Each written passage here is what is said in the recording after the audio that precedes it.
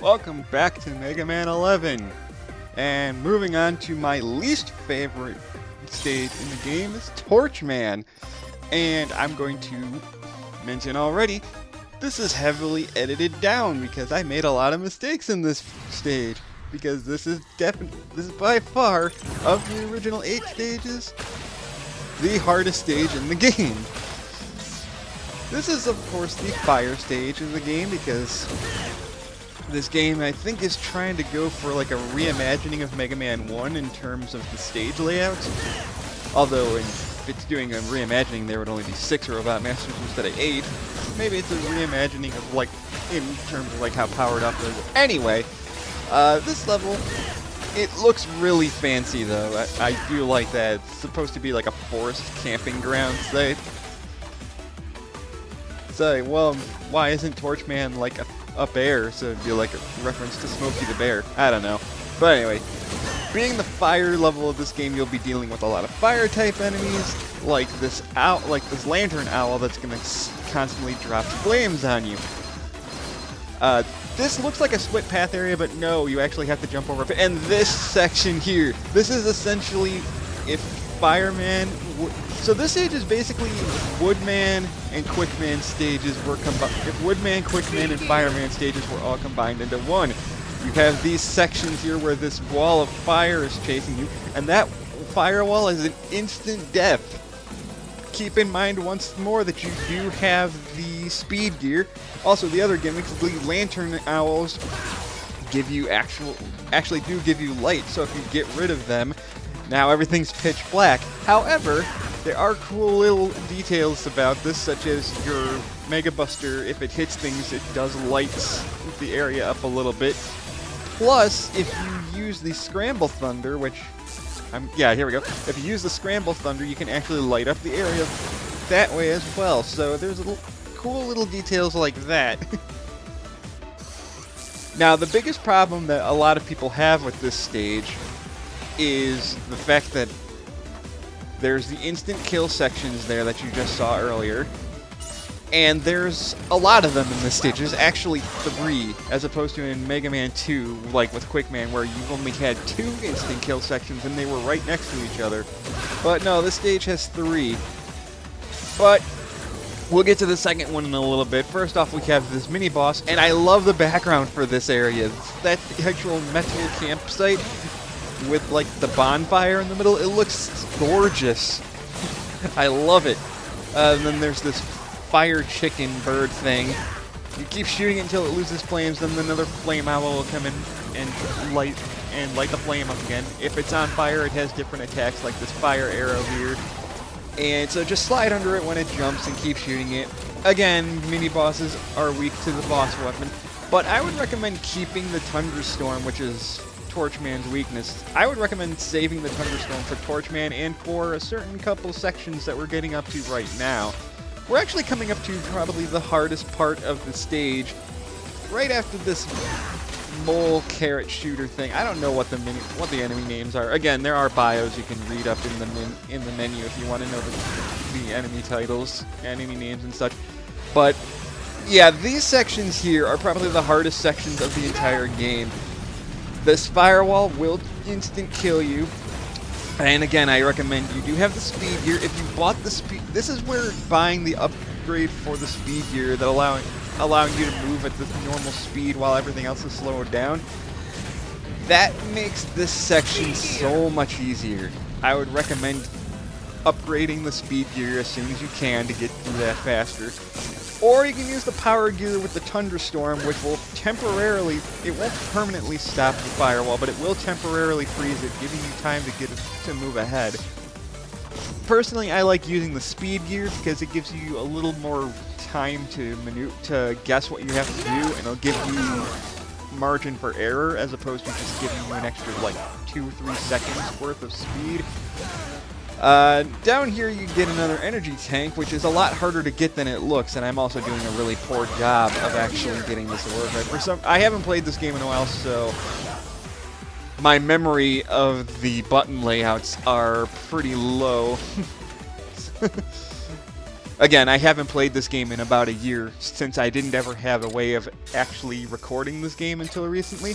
I would also recommend buying a couple weapon tanks before going through this stage, because if you're going to be using a lot of weapons, specifically what I'm doing here, using Rush Jet to speed through this section, or if you're going to be using the Thunderstorm and the Scramble Thunder a lot, yeah, buy some weapon tanks. That way you don't have to waste time grinding for health and weapon energy. You can also get an achievement for defeating a certain number of enemies in a row with a single shot, which I think I already got, but I messed up my timing there. I don't know if achievements don't stack between saves, because I've gotten other achievements before. But yeah, you can get an achievement for defeating a certain number of enemies in a single shot, which is pretty neat. So here we're coming up to where I actually mess up, because this is the hardest section of the stage in my opinion right here. This is the last stretch of the insta-kill firewall section, and it's difficult. You have a lot of really narrow passageways. You have these invisible you have these invisible enemies here that'll shoot fire at you, that will stun you, usually just long enough for the firewall to catch up to you and kill you, or you can mistime your jump like I did here and die that way. I just jump cut back to getting here, because unfortunately if you're playing on normal or higher difficulty, the checkpoint is back by the first firewall, so you have to go through a whole like 3-4 screens to get back to here. I think on easy and casual mode, they spread out the checkpoint systems a lot more frequent. So I think the room right before this is also a checkpoint on the easier difficulties. There's also a little mini maze here of figuring out which tent actually has shield attackers and which ones don't. And of course, right by the end where the boss is, there's also an invisible enemy to try and knock you into a pit. I've gotten killed by that thing at least 3 times trying to go through this the first time I played this. But yeah, that stage, I made it look a little easy, even though I did lose. But anyway, here's Torchman. I'll get back to that in a minute. Torchman is very similar to Magma Dragoon in Mega Man X4, where he'll be throwing fireballs at you. They're not Hadokens like Magma Dragoon, but he'll shoot fireballs at you, then he'll do a dive kick, and then his power gear, he will become invulnerable for a few seconds, and he'll throw giant scorch wheels at you. They are just tall enough to jump over, you just have to be a little careful. And then his last move is he will dive into the middle of the screen and try and pile drive you. But if you use Thunderstorm, you can either use the powered up version to screen nuke him, or you can just stand near him, and Thunderstorm takes him out no problem. I would not recommend this being your first Robot Master, unless you're extremely good at timing your jumps and such. This is a very difficult stage for a first pick. Still doable, but I wouldn't recommend it. But for defeating Torchman, we get the Blazing Torch. I almost forgot what the name of it was. And this is an okay weapon. It's got a weird attack pattern where it arcs up and then fires off afterwards. But the powered up version shoots 3 fireballs and the normal attack only does 1. It's actually better than you think. It's one of the more powerful weapons, so it's good for clearing stronger enemies if you don't want to waste Thunderstorm, that is. Okay, Mega, what'll it be? Are you sure? But yeah, let's rebuy some more energy tanks, because I used up a little more than I wanted to there. It's so good to see you. Okay, Mega, what'll it be? Yo, Mega, can I interest you in some You can also get a whole bunch of other stuff. There it is. There's the tank container. You actually have to buy this upgrade if you want to hold more energy tanks. So you originally could only hold 6. If you buy the tank container, now you can hold 9 energy tanks, like every game from like Mega Man, like in Mega Man 9 and 10. Already. Good luck out there. There's a couple other items that there's a lot of items in the shop that I probably won't be able to get through all of them, because a lot of them have really awkward unlock situations. Anyway, moving on to Blast Man. This used to be This used to be a stage that gave me issues too, but I've gotten used to it. I like the aesthetic for this level. Blast Man, I guess, is a special effects artist for movies, so this is like a movie set, and all of these, and like these mini robots here, they're all designed like Kamen Rider. They're all designed to be similar to like enemies from Kamen Rider, which I've never actually watched Kamen Rider. I know what it is. It's basically the preamble to Super Sentai and Power Rangers. I've just never actually seen it myself. But they do dive kicks, which is awesome, and then if you shoot them, they explode. You're actually supposed to use their explosion to blow up that wall. Or, now that you've actually gotten Torchman's weapon, if you're going in the order that I am, Torchman's weapon can destroy these exploding boxes. So, think of Blast Man like this game's Bomb Man, so fire beats Bomb Man because it makes him explode.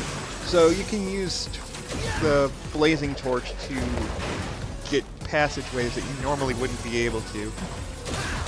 This is also where you get to find the Sniper Joes with mechs, although in this version, if you destroy the Sniper Joe that's piloting it, it destroys the entire mech itself instead of just having to destroy the mech and then fighting the Joe afterwards.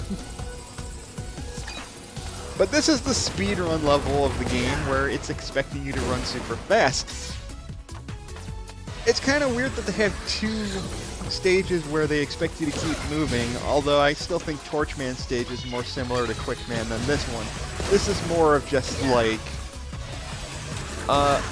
actually, I think the best way I can explain this stage is it's very similar to Grenade Man's level in Mega Man 8, where most of the puzzles comes from being able to anticipate how the level design works. So like certain enemies will set off chain reactions to things. So it's not really a test of being fast, more of just reacting to how things go. And here's this mini boss took me a while to get used to as well. This rocket roller coaster thing, you can take it out super fast with Thunderstorm, although to be fair, Thunderstorm pretty much destroys everything in this game. But that mini boss can be frustrating because it'll spin around and then it'll drop those mini robots that'll dive kick you and explode on you. And then if you take longer, it'll speed up and then it'll keep bashing into each other. The carts will keep bashing into each other. I'm motioning with my hands like you can see me right now. But you have to time your jumps to avoid getting crushed by them. It's not too bad, but it's fast. Once again, using the enemy weakness through the stage can make things easier. So you can use the blazing torch to make shortcuts. I mean, look at that. Look at the silhouettes of like those gangsters in the background. The stage designs in this game are so cool. I really do like them.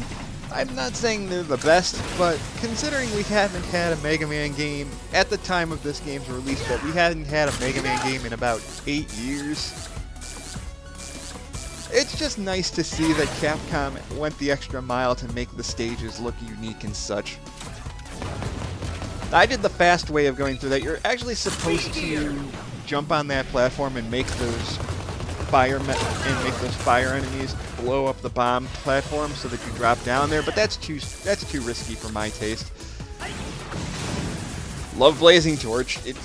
The arc, you would think the arc would be hard to aim, but it actually covers a really wide area, which makes hitting enemies from a distance really, really easy. And then you got all these guys. Thankfully, these guys don't explode until you shoot them. They don't, like, bomb you or anything. And I don't think the explosion actually hurts you if you get hit by them. Also, be careful because these fire mechs, or these fire enemies here, they can set off the explosives. So don't be standing on the crates in case something like that happens. You can also use these guys. These guys keep respawning, so you can actually use these enemies to do splash damage to other enemies in the room. I could have used the explosions to damage and destroy the Sniper Joe mech.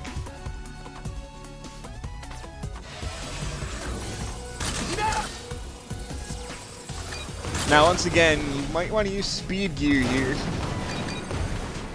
But again, it's very similar to Torchman stage where you have to run through the stage fast. Although, to be fair with this one, you don't need to go through it quick. You can just use Rush Jet or Rush Coil and stuff. And for some reason, when I first played this game, this stage felt super long to me. Probably because I kept dying in like the second or third room, but it's actually a lot shorter of a stage than I remember. What's wrong? Don't be a dud. And here's Blast Man. He's going to throw a whole bunch of bombs at you. Since he fires off bombs in an arc, if you use the blazing torch, it can destroy the bombs before they get a chance to attack you. Then he has the powered up version, which will home in on you to target you and explode. And then he's got his powered form. Then he's got his power gear form, which makes the bombs gigantic, making the explosive radius much harder to avoid. Although if you use the blazing torch, he goes down super fast. Also, I don't know if this is true or not, but he sounds like the English voice actor for Bakugo in My Hero Academia. Maybe that's just coincidence, because Bakugo's power in that anime is making explosions. But it would be cool if it ended up being that. I'm too lazy to actually look up the voice acting. But for defeating Blastman, we get the Chain Blast, which is the power bomb from Mega Man 1 on freaking steroids. This is by far the most powerful weapon in the game damage-wise, especially if you use the powered gear version. Anyway, we got plot. Otto, do you have any idea where Wily's gone to? He's totally vanished, Mega Buddy. Maybe he decided to turn tail and run. Huh?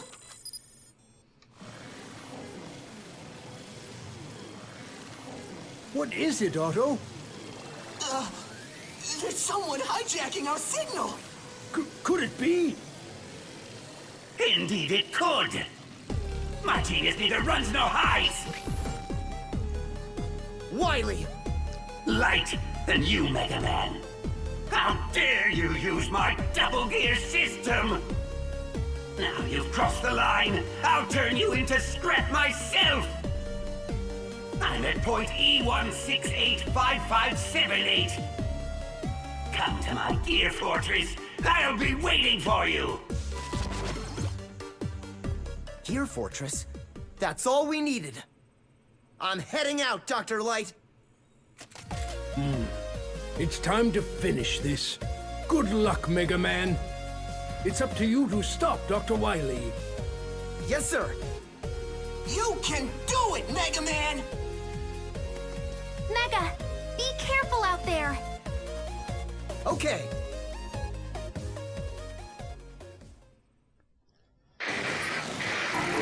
Alright, so we got our invitation from Wily himself to challenge him at his Gear Fortress. Be fully prepared before Man, you go further. this is the first game in the franchise to actually give the castle a name. I miss the name Skull Castle. No one ever calls it Skull Castle anymore.